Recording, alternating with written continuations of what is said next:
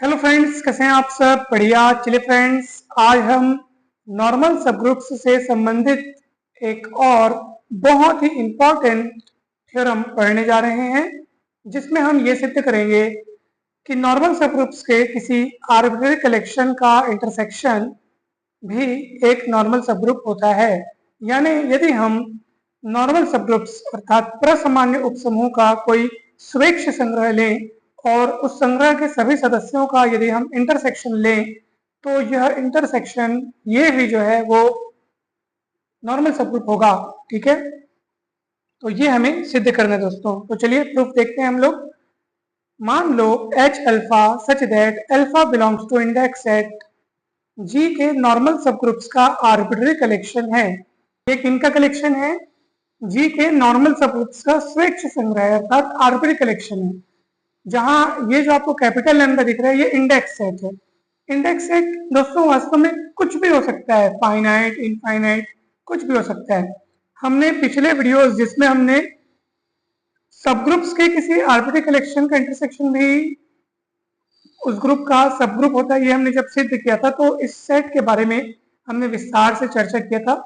वो पेज मैं आपको दिखाता हूँ जिसमें वो लिखा होता है। और ये हमने जब हम ये थ्योरम पढ़ रहे थे, intersection of any arbitrary collection of subgroups of a group is also subgroup, तो ये थ्योरम पढ़ते समय हमने इंडेक्स सेट के बारे में विस्तार से चर्चा किया था। तो चलो एक बार और रिवाइज कर लेते हैं।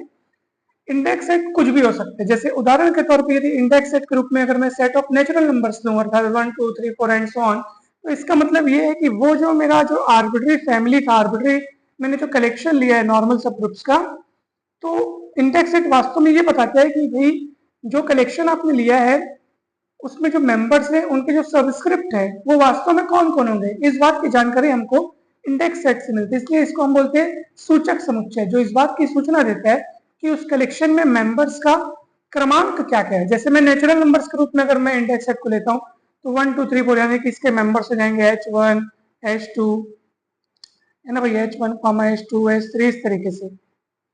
अगर मैं इंडेक्स सेट के रूप में विषम पूर्णांकों का सेट लेता हूँ और इंटीजर्स का 1 3 5 7 इस तरीके से, तो आप समझ गए होंगे कि ये जो कलेक्शन आपने लिया उसमें कौन कौन से मेंबर होंगे, H1 H3 H5 H7 and so on, इस टाइप से।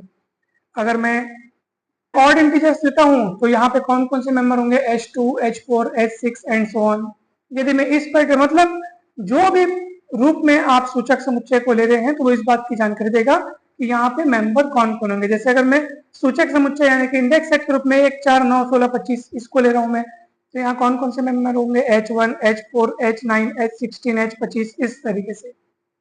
इंडेक्स सेट फाइनाइट सेट के रूप में भी हो सकता है। अगर मैं 1 2 3 4 5 बस 5 एलिमेंट्स रखने वाला ये इंडेक्स सेट लूँ, यहाँ पे कौन कौन होंगे, H1 H2 H3 H4 H5, बस।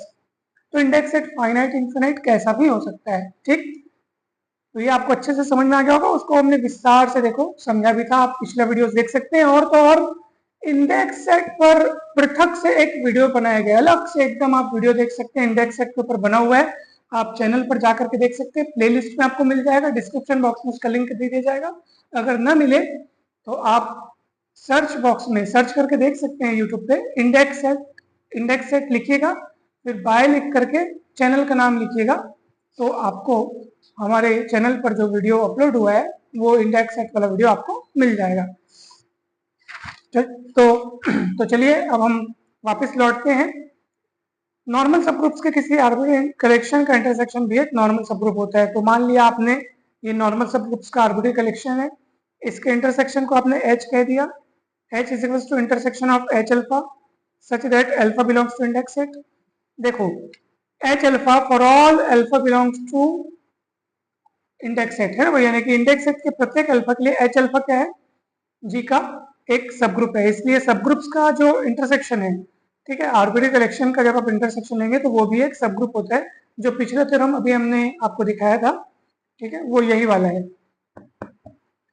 वही चीज है। ये प्रूफ किया था हमने, इसी बात का हमने वहां इस्तेमाल किया कि भाई यदि हर एक H अल्फा G का सबग्रुप है तो उसका इंटरसेक्शन, उस पूरे का इंटरसेक्शन भी G का एक सबग्रुप होगा।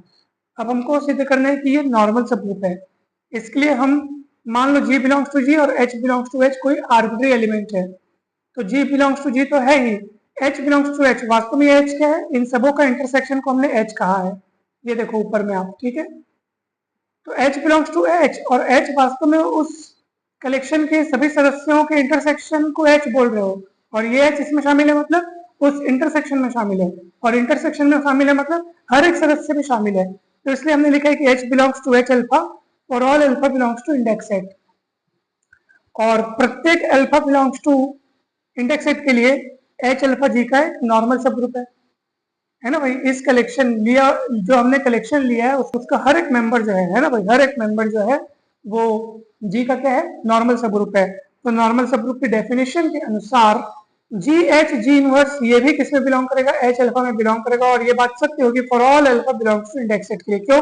क्योंकि जी में है, एच अल्फा में है सभी अल्फा के लिए, तो और हर एक एच अल्फा जी में नॉर्मल है, इसलिए जी H G inverse H alpha में बिलोंग करेगा, और हर एक अल्फा के लिए ये एच अल्फा में बिलोंग करेगा। कौन? जी एच जी इनवर्स, इसलिए जी एच जी इनवर्स बिलोंग करेगा ऐसे सभी एच अल्फा के इंटरसेक्शन में, क्योंकि उस कलेक्शन के हर एक मेंबर में ये बिलोंग कर रहा है, इसलिए इंटरसेक्शन में भी बिलोंग करेगा, और वास्तव में इन सबों का इंटरसेक्शन स्वयं एच है। तो सिद्ध हो गया कि हाँ एच इज नॉर्मल सब ग्रुप ऑफ जी, यानी कि इन सबों का इंटरसेक्शन जो है वो जी में नॉर्मल होगा, जी का नॉर्मल सब ग्रुप होगा, ये सिद्ध हो गया दोस्तों। तो कहीं पर भी कोई भी डाउट होगा तो जरूर पूछिएगा, बहुत ही सिंपल सा थ्योरम है और छोटा सा थ्योरम है दोस्तों। ग्रुप थ्योरी के अनेक सारे टॉपिक्स अभी कंप्लीट हो चुके हैं, अगर आपने उन टॉपिक्स के वीडियोस नहीं देखे हैं तो डिस्क्रिप्शन बॉक्स में आपको हर एक टॉपिक के वीडियो लेक्चर क्रमांक वाइज मिल जाएंगे, कहीं पर भी कोई भी डाउट नहीं जाएगा, और हर एक लेक्चर को इस तरह से तैयार किया गया है कि आप चाहे हिंदी मीडियम से हो चाहे इंग्लिश मीडियम से हो, आपको हर एक टॉपिक समझ में आ जाएगा। इसके पहले हमने मैट्रिक्स एलजेब्रा, जिसमें हमने echelon form, reduced echelon form, normal form, rank of matrix, inverse of matrix, eigen values, eigen vectors, Cayley Hamilton theorem, इन सबको अच्छे से समझा। इसके बाद हमने सेट थ्योरी, जिसमें types of sets, algebra of sets, countability of sets, concept of relation, types of relation, equivalence class, congruence modulo n, उसके बाद थ्योरी ऑफ इक्वेशन, है ना भाई। ये तमाम टॉपिक्स कंप्लीट हो चुके हैं। अगर आपने ये टॉपिक्स नहीं देखे हैं तो जरूर जाइए डिस्क्रिप्शन बॉक्स में, और प्लेलिस्ट में आपको सारे वीडियोस मिल जाएंगे। आप सभी को बहुत बहुत धन्यवाद दोस्तों, जल्द ही मिलते हैं नेक्स्ट वीडियो में।